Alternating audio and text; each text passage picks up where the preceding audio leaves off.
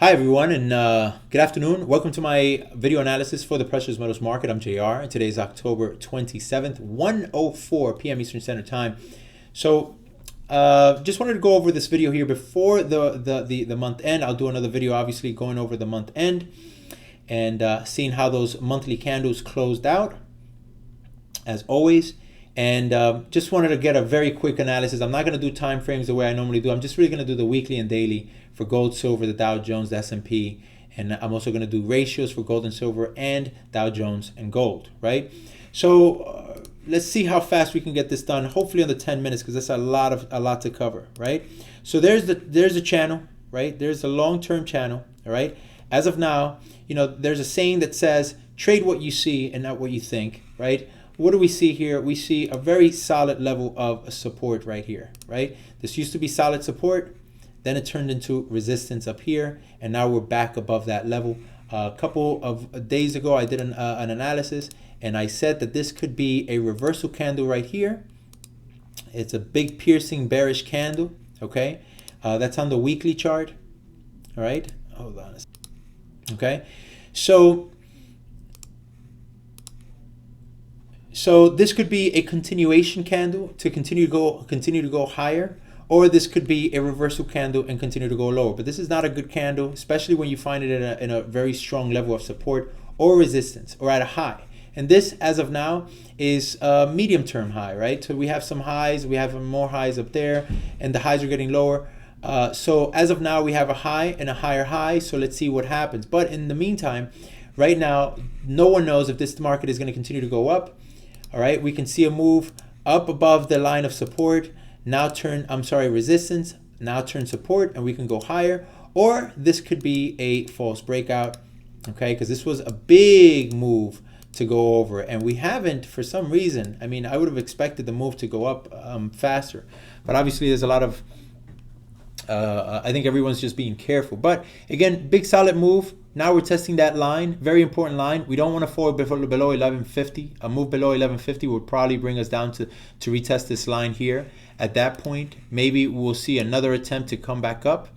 But most likely, if this level fails, I would think that we're probably going to come back down and retest this level here. At this level, I think this level would be phenomenal. Again, time to get in and trying to take this thing up to the high to this level here. All right, only time can tell at this point, right? On the daily time frame has built a little bit of a bullish flag, right? This is called a bullish flag, right? This is your flagpole, and this is your flag. So if this is indeed a flag, then what you'll see a move to the upside, and then and then we will most likely test the 1220 area, roughly around this area here. Okay, so again, really nice place to have that flag, because again, we're looking to find some support in this area here. And at this point, let's see what happens. But so far, it's been 2 weeks, and we've held on very strong to the above the 1250 to 1260 area. Right now, trading in at 1165. Look at silver. All right, silver found support here in this long-term trend. It looks like silver made a little bit of an attempt to go below. Here's your box, okay, right here. This is your trading range right here. You get out of this range, now you go higher. But what's happened now? Now we're trading in another range, okay? Now, this is the range. So at this point, again, unlike gold though, gold has tested the long-term trend line. So you see that gold hasn't tested that trend line yet. That trend line is all the way over here. For silver, that trend line has already been tested, okay? So it could be the case where we come back here and then finally break out. It could be the case where we come back down and continue to fall, which again, based on, I don't know, fundamentals, it doesn't look like that's gonna happen. But any bet right now on silver would be a 50-50 bet. I mean, long term, I think this is a great buy. Short term, I don't think this is a good buy. I think right now, if you took profits around this level, if you got in, if you got in at these levels, you take some profits over here, and then you wait to see if this current market is going to break out. I would say this, that I think that a breakout above that line, again, you guys understand how these breakouts work. Once you see a breakout of a long-term trend, you see a big move to the upside, right? Kind of like this, right? This was your trend right here, right? and you got a big move to the upside. Obviously, it fell short, and that's what I would expect. I would expect a big move up here, probably come back down here, and come back up and retest that. But definitely, if we break this trend line, then I would look to target 18, a move above 1850. Now I'm targeting this area here between 20 and 24 and a half. Okay. Let's look at the Dow Jones. Dow Jones, again, looks like it built the top here. Big move to the downside, and it looks like it's starting to find some resistance here. But again, I think this is I just don't think this Dow Jones is going to continue to go up. As you can see, we broke that long-term trend line. That's not good. So it does look like there's a lot of sellers up there. Okay, that's your weekly for the Dow. I would look to sell in this area here and bring this down. Great risk to reward. Okay, same thing with the S&P. The S&P actually built what's called a diamond formation. This diamond formation is extremely bearish and bullish if you find it at the bottom of a trend. So if you find the same formation where it looks kind of like a diamond, right? If you find the same formation and you find it down here, then you can see a big move to the upside. So at this point, this is where we are here with this S&P 500. And it already looks like it's starting to go down, but again, we have to see how this area is going to work out, right? So again, I would look to get in this sell here and probably take this down. Is it going to create another low? I guess only time will tell at this point, right? Gold and silver ratios, right? The gold and silver ratios. Let's look at how this is looking right now. Right. So as of now, look, when I say about flags, this was a flag right here, a very easy flag to see. Market moves up, there's your flag, it breaks out, and then the market continues to go up. But we're not seeing a follow through here. So we could see the market continue to go up a little bit higher. Remember, when the ratios go up, precious metals go down and vice versa. So we could see a move back down here.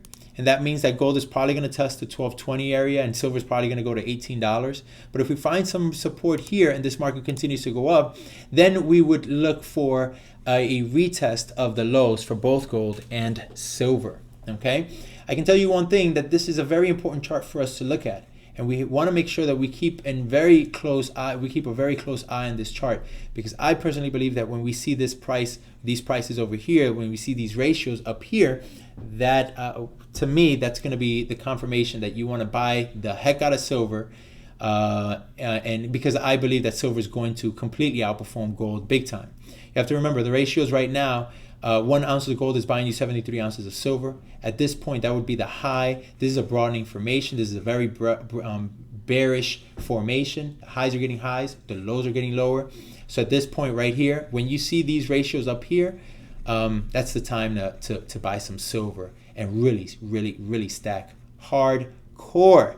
Now, we've already seen a peak here around 81. Are we going to continue to go up? I don't know. Is it worth you waiting for long-term positions for it to go up here?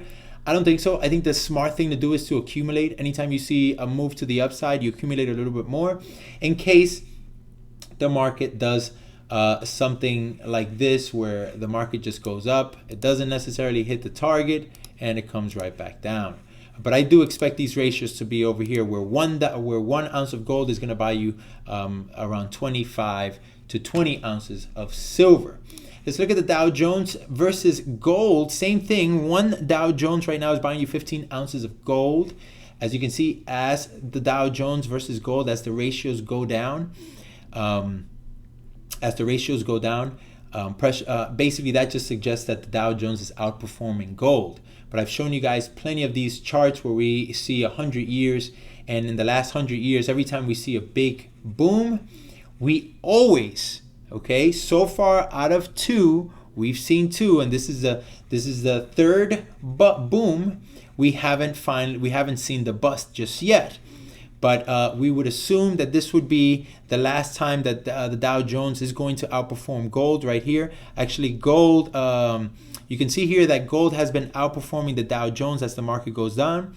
As this goes up, the Dow Jones, that basically means that for the last 3 years, since 2012, the Dow Jones has outperformed gold. And now I believe that this run is over, and what we're going to see is a move back down where gold is going to outperform the Dow Jones. When that happens, again, historically speaking, every boom Every boom we've seen has been higher than the previous boom. Every bust we've seen has been lower. Again, another broadening formation. If that's the case, as crazy as it sounds, I wouldn't be surprised if in another 3 or 4 years, the Dow Jones is trading 1-to-1 with gold. Don't go too crazy thinking that it wouldn't happen, because just 3 years ago, we were at this area here where we were at 6-to-1, where the Dow Jones was only buying you 6 ounces of silver. So again, tremendous rally for the Dow Jones, tremendous decline for the precious metals market, and now I expect the same thing to unfold. I expect this to continue to go down further, okay? That's about it. That was as fast as I can do it. I think I did it under 11 minutes. I hope you enjoyed the video. I'll do a final analysis at the end of this month, or maybe on the 1st of this month. On that analysis is going to be a little bit long because I'll do some fundamentals and I'll do some technicals. And besides that, I hope everyone has a great week, and we'll see you guys next time. Bye-bye.